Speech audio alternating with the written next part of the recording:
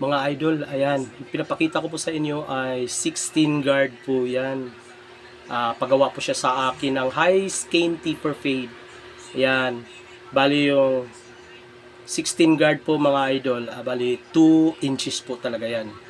Ayan po, ginamit ko na po, pinas forward ko na po no, para hindi nahahaba masyado yung video.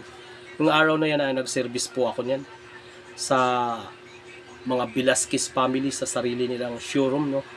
Ayan po mga idol, nag-ahit na po ako dyan sa devil cut niya.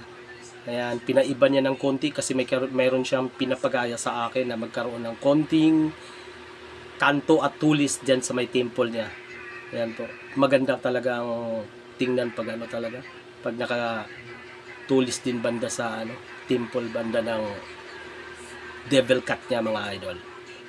Ayan mga idol, makikita niyo po maya-maya yung finished product ng gawa natin. No? Naka-high skein taper fade po tayo. 16 guard po ang ginamit ko sa itaas. Yan. Bali 2 inches po yon.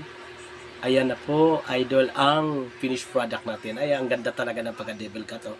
Pati yung pagka-blending ng ano niya, ng taper fade niya. Yan, idol.